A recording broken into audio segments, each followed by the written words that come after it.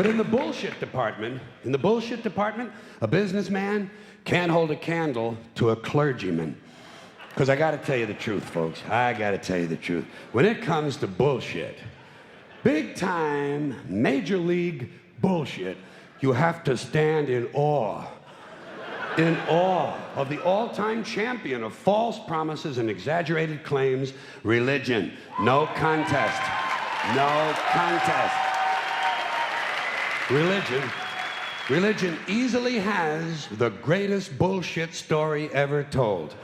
Think about it. Religion has actually convinced people that there's an invisible man living in the sky who watches everything you do every minute of every day. And the invisible man has a special list of 10 things he does not want you to do. And if you do any of these 10 things, he has a special place full of fire and smoke and burning and torture and anguish where he will send you to live and suffer and burn and choke and scream and cry forever and ever till the end of time. But he loves you.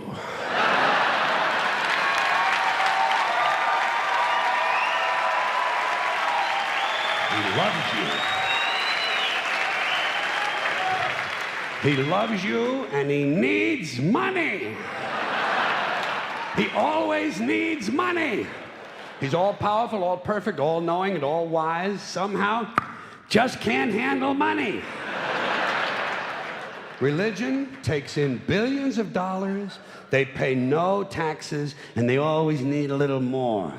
Now, you talk about a good bullshit story. Holy shit.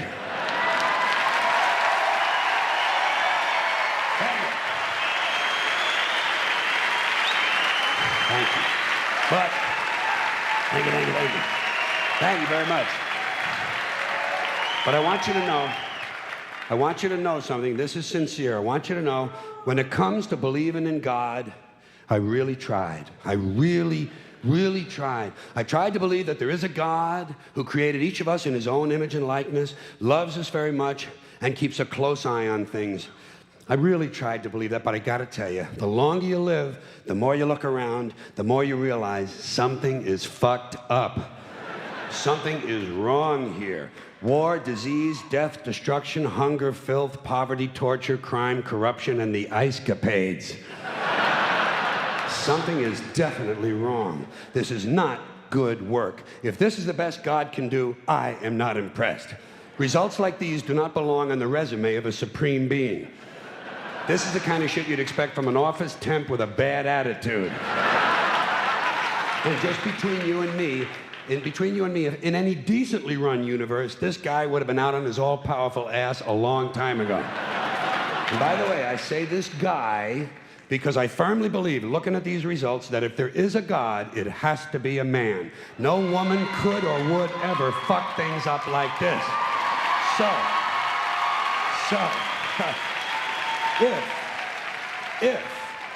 If there is a God, I think most reasonable people might agree that he's at least incompetent and maybe, just maybe, doesn't give a shit. Doesn't give a shit, which I admire in a person and which would explain a lot of these bad results. So rather than be just another mindless religious robot, mindlessly and aimlessly and blindly believing that all of this is in the hands of some spooky, incompetent father figure who doesn't give a shit, I decided to look around for something else to worship, something I could really count on. And immediately, I thought of the sun. Happened like that. Overnight, I became a sun worshiper. Well, not overnight, you can't see the sun at night. But first thing the next morning, I became a sun worshiper. Several reasons. First of all, I can see the sun, okay? Yeah. Unlike some other gods I could mention, I can actually see the sun. I'm big on that. If I can see something, I don't know, kind of helps the credibility along, you know? So every day I can see the sun as it gives me everything I need: heat, light, food, flowers in the park, reflections on the lake, an occasional skin cancer, but hey, at least there are no crucifixions, and we're not setting people on fire simply because they don't agree with us. Sun worship is fairly simple. There's no mystery, no miracles, no pageantry. No one asks for money. There are no songs to learn. And we don't have a special building where we all gather once a week to compare clothing. And the best thing about the sun, it never tells me I'm unworthy. Doesn't tell me I'm a bad person who needs to be saved. Hadn't said an unkind word. Treats me fine. So I worship the sun. But I don't pray to the sun. Know why? I wouldn't presume on our friendship. It's not polite. I've often thought people treat God rather rudely, don't you? Asking trillions and trillions of prayers every day, asking and pleading and begging for favors. Do this, give me that, I need a new car, I want a better job.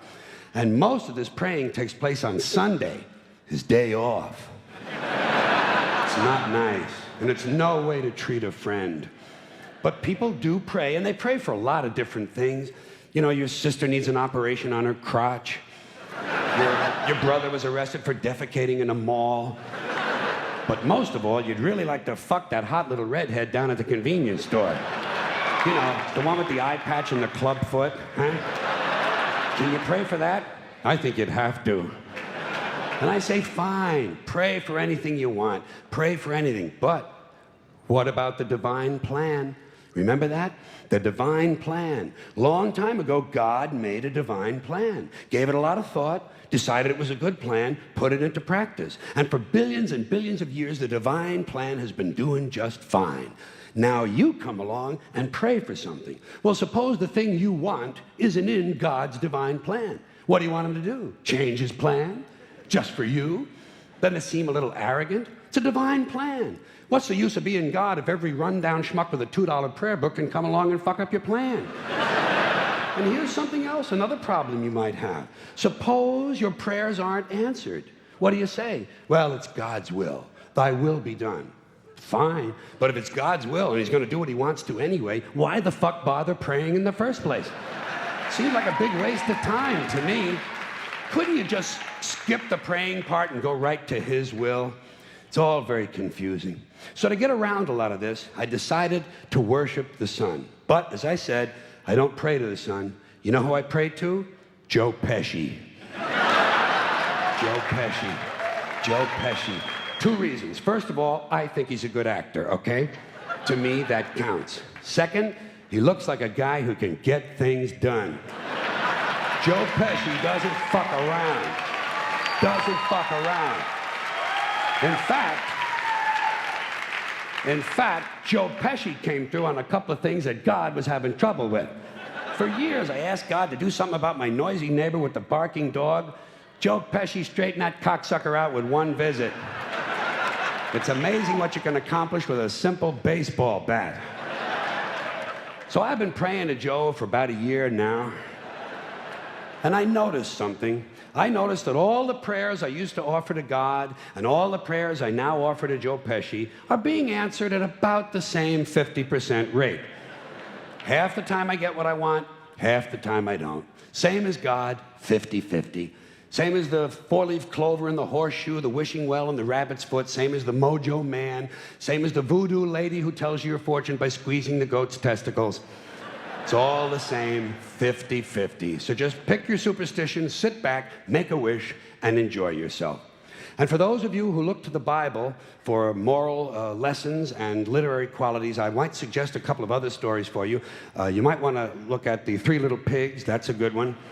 Has a nice, happy ending. I'm sure you'll like that. Then there's Little Red Riding Hood, although it does have that X-rated part where the big bad wolf actually eats the grandmother, which I didn't care for, by the way. And finally, I've always drawn a great deal of moral comfort from Humpty Dumpty. The part I like the best, all the king's horses and all the king's men couldn't put Humpty Dumpty back together again. That's because there is no Humpty Dumpty and there is no God. None, not one, no God, never was. In fact, I'm gonna put it this way. If there is a God, may he strike this audience dead. See, nothing happened. Nothing happened. Everybody's okay. All right? Tell you what. I'll raise the stakes. I'll raise the stakes a little bit. If there is a God, may he strike me dead. See? Nothing happened. Oh, wait, got a little cramp in my leg. And my balls hurt. Plus, I'm blind. I'm blind. Oh, now I'm okay again. Must have been Joe Pesci, huh? God bless Joe Pesci. Thank you all very much. Joe bless you. Thank you very much. I appreciate it. The FCC, an appointed body, not elected, answerable only to the president, decided on its own that radio and television were the only two parts of American life not protected by the First Amendment to the Constitution. And why did they decide that? Because they got a letter from a minister in Mississippi. A Reverend Donald Wildman in Mississippi heard something on the radio that he didn't like. Well, Reverend, did anyone ever tell you there are two knobs on the radio?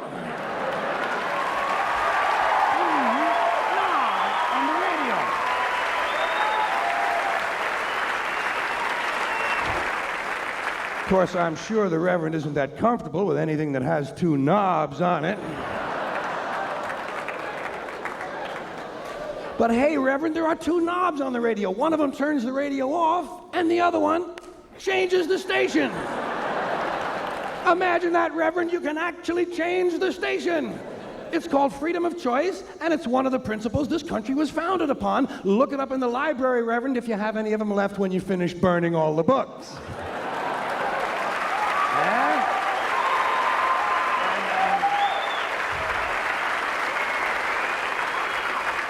And I don't know how you feel about it, but I am getting pretty sick and tired of these fucking church people. I have just about had it with these fucking church people, all of them. You know what I say we ought to do with these churches? Tax them. Tax these motherfuckers. If they're so interested in politics and government policy and public policy, let them pay their admission price like everybody else. Tax them. Hey, the Catholic Church alone could wipe out the federal budget deficit if all you did was tax them on their real estate holdings. Here's another slogan. Here's another slogan you run into all the time. God bless America. Once again, respectfully, I say to myself, what the fuck does that mean? God bless America? Is that a request? Is that a demand? Is that a suggestion? Politicians say it at the end of every speech, as if it were some sort of verbal tic that they can't get rid of. God bless you and God bless America. God bless you and God bless America. I guess they figure if they leave it out, someone's going to think they're bad Americans. Let me tell you a little secret about God, folks. God does not give a flying fuck about America, okay? He doesn't care. He never cared about this country. He never has, he never will. He doesn't care about this country any more than he cares about Mongolia, Transylvania, Pittsburgh, the Suez Canal, or the North Pole. He simply doesn't care, okay? He doesn't care.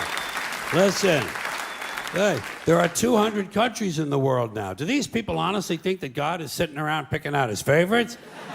Why would he do that? Why would God have a favorite country? And why would it be America out of all the countries? Because we have the most money? Because he likes our national anthem? Maybe it's because he heard we have 18 delicious flavors of classic rice-a-roni. It's delusional thinking. It's delusional thinking, and Americans are not alone with these sort of delusions. Military cemeteries around the world are packed with brainwashed, dead soldiers who were convinced God was on their side. America prays for God to destroy our enemies. Our enemies pray for God to destroy us. Somebody's going to be disappointed. Somebody's wasting their fucking time. Could it be everyone? Now.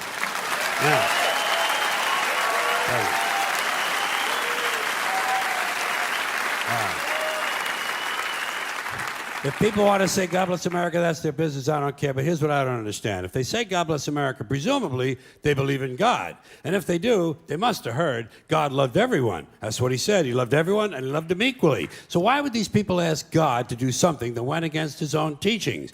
You know what these God bless America people ought to do? They ought to check with that Jesus fellow they're so crazy about. They're always talking about what would Jesus do? What would Jesus do? They don't want to know so they can do it. They just want to know so they can tell other people to do it.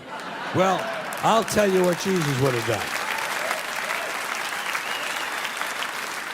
I'll tell you what Jesus would have done. He would have got up on the top of the Empire State Building and said, God bless everyone around the world forever and ever till the end of time. That's what Jesus would have done, and that's what these people should do, or else they should admit that God bless America is really just some sort of an empty slogan with no real meaning except for something vague like good luck.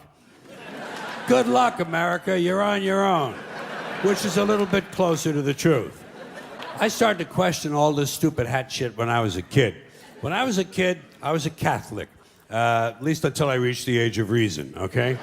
So, I was a Catholic for about 2.5 years, something like that. And during that time, one of the things they told us was that if a boy or a man went into a church, he had to remove his hat in order to honor the presence of God. But they had already told me that God was everywhere. So I used to wonder, well, if God is everywhere, why would you even own a hat? Why not show your respect? Don't even buy a fucking hat. And just to confuse things further, they told the women exactly the opposite.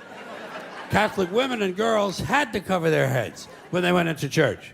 Same as in certain temples, Jewish men have to cover their heads in those temples. In those same temples, Jewish women not allowed to cover their heads. So try to figure this shit out. Catholic men and Jewish women, no hats. Catholic women and Jewish men, hats. Somebody's got the whole thing totally fucking backwards, don't you think? And, you know... And what is this religious fascination with headgear? Every religion's got a different fucking hat. Did you ever notice that? The Hindus have a turban, the Sikhs have a tall white turban, Jews have a yarmulke, the Muslims have the keffiyeh, the bishop has a pointy hat on one day and a round hat on another day, cardinal has a red hat, pope has a... Everybody's got a fucking hat. One group takes them off, the other group puts them on. Personally, I would never want to be a member of any group where you either have to wear a hat or you can't wear a hat. I think...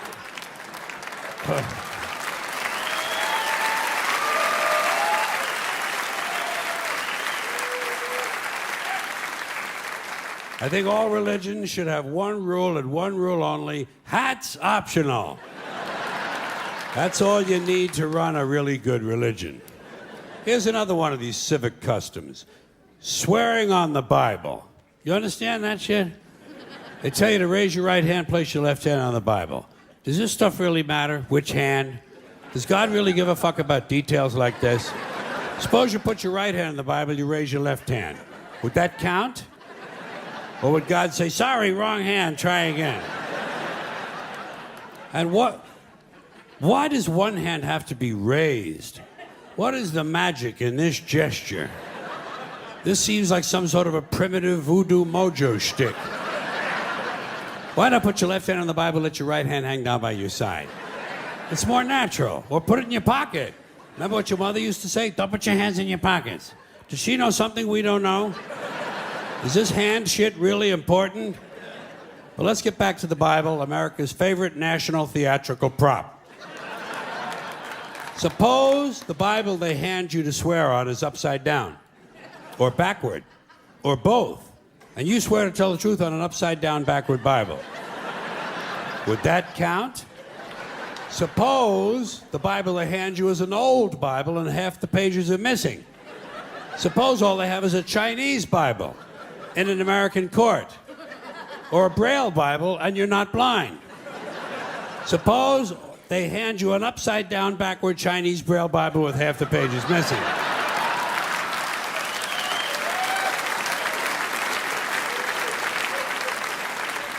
At what point does all of this stuff just break down and become just a lot of stupid shit that somebody made up? They fucking made it up, folks. It's make-believe. It's make-believe. Now, all right. Okay. Let's leave the Bible aside. We'll get back to the science fiction reading later.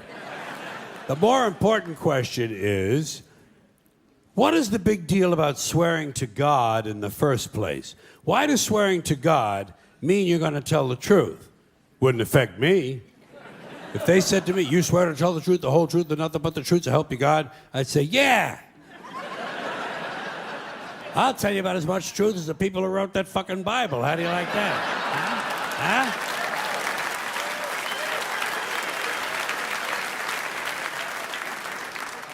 Swearing on the Bible doesn't mean anything. It's kid. Swearing to God is kid stuff. Did remember when you were a kid? If you told another kid something he didn't quite believe, he'd say, "You swear to God?" I would always say, "Yeah, I swear to God," even if I was lying. Why not? What's going to happen if I lie? Nothing. Nothing happens if you lie, unless you get caught, and that's a whole different story. Rights are an idea. They're just imaginary. They're a cute idea. Cute. But that's all. Cute and fictional. But if you think you do have rights, let me ask you this. Where do they come from? People say, well, they come from God. They're God-given rights. Oh, fuck. Here we go again. Here we go again. The God excuse. The last refuge of a man with no answers and no argument. It came from God. Anything we can't describe must have come from God. Personally, folks, I believe that if your rights came from God, He would have given you the right to some food every day, and He would have given you the right to a roof over your head. God would have been looking out for you. God would have been looking out for you. You know that? He wouldn't have been worried about making sure you have a gun so you get drunk on Sunday night and kill your girlfriend's parents. But let's say it's true. Let's say God gave us these rights. Why would He give us a certain number of rights? The Bill of Rights in this country has 10 stipulations, okay? 10 rights. And apparently God was doing sloppy work that week because we've had to amend the Bill of Rights an additional 17 times. So God forgot a couple of things, like slavery. Just fucking slipped his mind. But let's say God gave us the original 10. He gave the British 13. The British Bill of Rights has 13 stipulations. The Germans have 29. The Belgians have 25. The Swedish have only 6. And some people in the world have no rights at all. What kind of a fucking goddamn God-given deal is that? No rights at all? Why would God give different people in different countries different numbers of different rights? Boredom? Amusement? Bad arithmetic? Do we find out at long last, after all this time, that God is weak in math skills? Doesn't sound like divine planning to me. Sounds more like human planning. Sounds more like one group trying to control another group. In other words, business as usual in America. Now, folks, here's something else I got a problem with. The 10 Commandments. Here's my problem. Why are there 10? You don't need 10. I think the list of commandments was deliberately and artificially inflated to get it up to 10. It's a padded list. Here's what they did. About 5,000 years ago, a bunch of religious and political hustlers got together to try to figure out how to control people, how to keep them in line. They knew people were basically stupid and would believe anything they were told, so they announced that God had given them some commandments. Up on a mountain, when no one was around, God had given them the 10 Commandments. But let me ask you this. When they were sitting around making this shit up, why did they pick 10? Why 10? Why not 9 or 11? I'll tell you why. Because 10 sounds official. 10 sounds important. They knew if it was 11, people wouldn't take it seriously. Say, what, are you kidding me? The 11 Commandments? Get the fuck out of here. But 10 sounds important. 10 is the basis for the decimal system. It's a decade. It's a psychologically satisfying number. The top 10, the 10 most wanted, the 10 best dressed. So having 10 commandments was really a marketing decision. And to me, it's clearly a bullshit list. It's a political document artificially inflated to sell better. I'm going to show you how you could reduce the number of commandments and come up with a list that's a little more workable and logical. We're going to start with the first 3, and I'll use the Roman Catholic version because those are the ones I was taught as a little boy. I am the Lord thy God. Thou shalt not have strange gods before me. Thou shalt not take the name of the Lord thy God in vain. Thou shalt keep holy the Sabbath. Right off the bat, the first 3, pure bullshit. Sabbath day, Lord's name, strange gods. Spooky language. Spooky language. Designed to scare and control primitive people. In no way does superstitious nonsense like this apply to the lives of intelligent, civilized humans in the 21st century. You throw out the first 3 commandments, you're down to 7. Next, honor thy father and mother. Obedience, respect for authority. Just another name for controlling people. The truth is, obedience and respect should not be automatic. They should be earned. They should be based on the parent's performance. Parent's performance. All right? Some parents deserve respect. Most of them don't. Period. You're down to 6. Now, in the interest of logic, something religion is very uncomfortable with, we're going to jump around the list a little bit. Thou shalt not steal, thou shalt not bear false witness. Stealing and lying. Well, actually, these two both prohibit the same kind of behavior. Dishonesty, stealing, and lying. So you don't need 2 of them. Instead, you combine them and you call it thou shalt not be dishonest. And suddenly, you're down to 5. And as long as we're combining, I have 2 others that belong together. Thou shalt not commit adultery, thou shalt not covet thy neighbor's wife. Once again, these 2 prohibit the same kind of behavior, in this case, marital infidelity. The difference is coveting takes place in the mind, and I don't think you should outlaw fantasizing about someone else's wife. Otherwise, what's a guy going to think about when he's waxing his carrot? But marital fidelity is a good idea, so we're going to keep the idea and call this one, thou shalt not be unfaithful. And suddenly, we're down to 4. But when you think about it, honesty and fidelity are really part of the same overall value. So in truth, you could combine the 2 honesty commandments with the 2 fidelity commandments and give them simpler language, positive language instead of negative, and call the whole thing, thou shalt always be honest and faithful, and we're down to 3. Thou shalt, they're going away fast. Thou shalt not covet thy neighbor's goods. This one is just plain fucking stupid. Coveting your neighbor's goods is what keeps the economy going. Am I right? Your neighbor gets a vibrator that plays "O Come All Ye Faithful." You want to get one too. Coveting creates jobs. Leave it alone.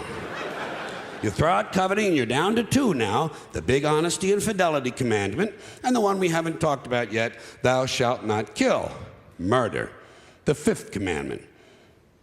But when you think about it, religion has never really had a big problem with murder. Not really. More people have been killed in the name of God than for any other reason. All you have to do... Sure.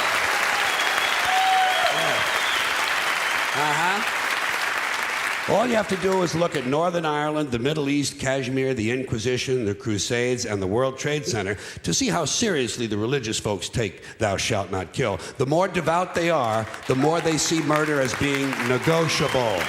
It's negotiable. You know? It depends. It depends.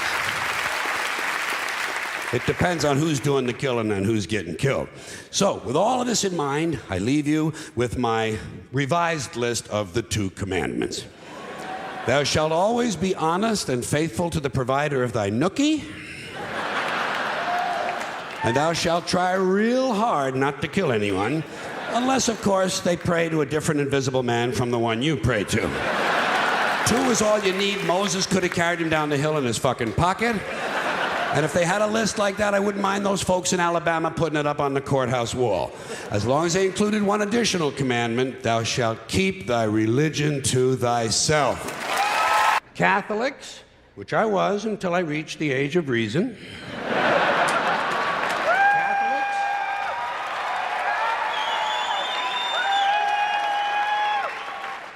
Catholics and other Christians are against abortions, and they're against homosexuals. Well, who has less abortions than homosexuals? Leave these fucking people alone, for Christ's sakes. Here is an entire class of people guaranteed never to have an abortion. And the Catholics and Christians are just tossing them aside. You'd think they'd make natural allies. Go look for consistency in religion. And speaking to my friends, the Catholics, when John Cardinal O'Connor of New York and some of these other cardinals and bishops have experienced their first pregnancies and their first labor pains and they've raised a couple of children on minimum wage, then I'll be glad to hear what they have to say about abortion. I'm sure it'll be interesting. Enlightening, too. But, in the meantime, what they ought to be doing is telling these priests who took a vow of chastity to keep their hands off the altar boys. Keep your hands to yourself, Father. You know? When Jesus said, "Suffer the little children, come unto me," that's not what he was talking about.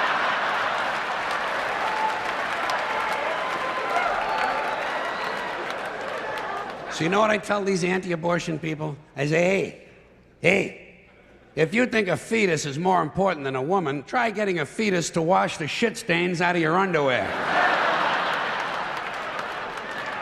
For no pay and no pension. I tell them, think of an abortion as term limits. That's all it is. Biological term limits. But you know, the longer you listen to this abortion debate, the more you hear this phrase, sanctity of life. You've heard that, sanctity of life. You believe in it? Personally, I think it's a bunch of shit. Well, I mean, life is sacred? Who said so?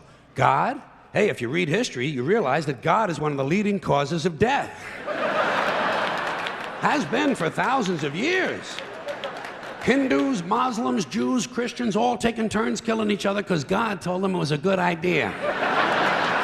The sword of God, the blood of the Lamb, vengeance is mine. Millions of dead motherfuckers. Millions of dead motherfuckers, all because they gave the wrong answer to the God question. You believe in God? No. Dead. You believe in God? Yes. You believe in my God? No. Dead. My God has a bigger dick than your God.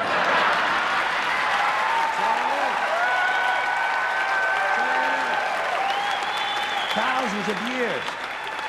Thousands of years, and all the best wars, too. The bloodiest, most brutal wars fought, all based on religious hatred, which is fine with me, eh? Anytime a bunch of holy people want to kill each other, I'm a happy guy. But don't be giving me all this shit about the sanctity of life. I mean, even if there were such a thing, I don't think it's something you can blame on God. Now, you know where the sanctity of life came from? We made it up. You know why? 'Cause we're alive. Same with religion. Religion is nothing but mind control. Religion is just trying to control your mind, control your thoughts. So they're going to tell you some things you shouldn't say because they're sins. And besides telling you things you shouldn't say, religion's going to suggest to you some things you ought to be saying. Here's something you ought to say first thing when you wake up in the morning. Here's something you ought to say just before you go to sleep at night. Here's something we always say on the third Wednesday in April after the first full moon in spring at 4 o'clock when the bells ring. Religion is always suggesting things you ought to be saying.